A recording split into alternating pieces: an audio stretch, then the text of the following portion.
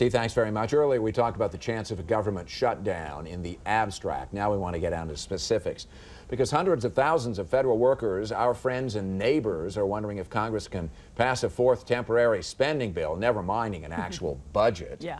So what are the essential government programs that are at risk in the event of a shutdown? We're joined now by Francis Rhodes, the host of Government Matters.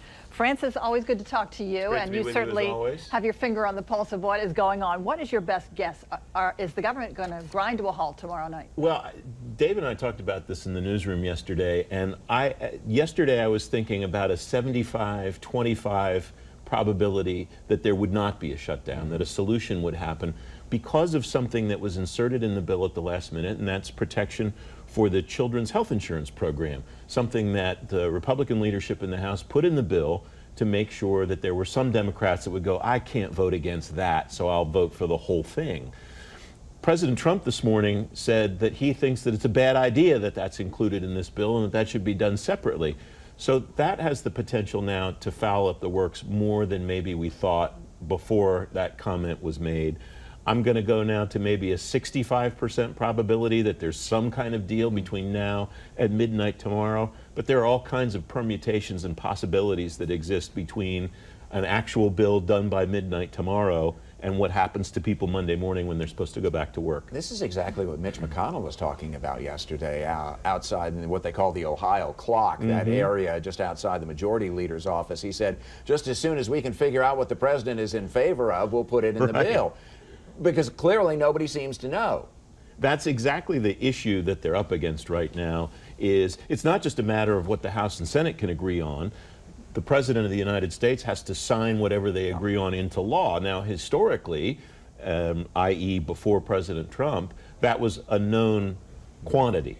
You had a pretty good idea what previous presidents would sign or not sign. And in many cases, a CR that gave the Congress a chance to continue to negotiate was pretty much a done deal. The president would sign it almost as a courtesy, if nothing else, just to keep the government operating. We're not sure about that now, and these comments today only exacerbate that problem. So let's fast forward to tomorrow night. Say that we don't have any resolution on this. You've got your essential employees versus your non-essential. Explain how that would work. So the decision-making process for that has been going on, well, for years now, because we've been in this situation so many times.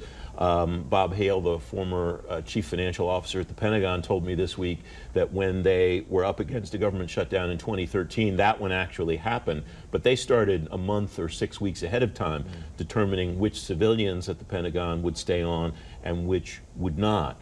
Uniformed personnel will continue to show up for work no matter what. The wrinkle there is there's no appropriation, so they don't get paid until after the shutdown is over, but they're expected to show up for work.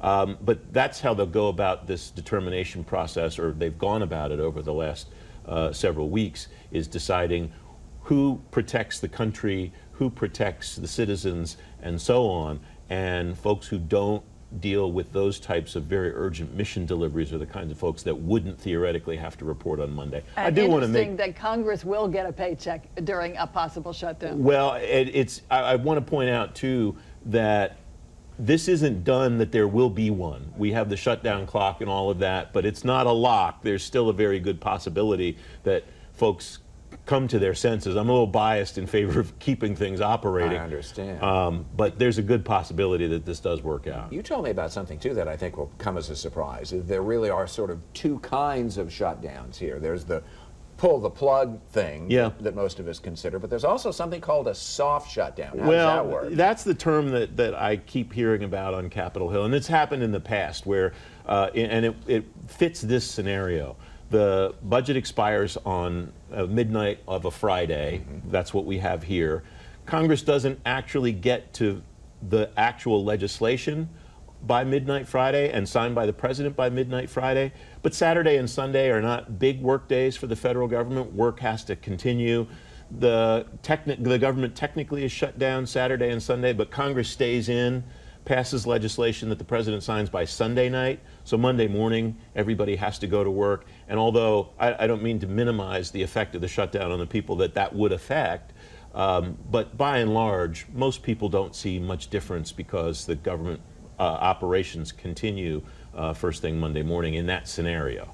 All right, well, we'll be watching in the next 24 hours to see what happens. Francis Rose, thanks so much for coming in. Host of Government Matters on News Channel 8 and also Sunday mornings on ABC 7.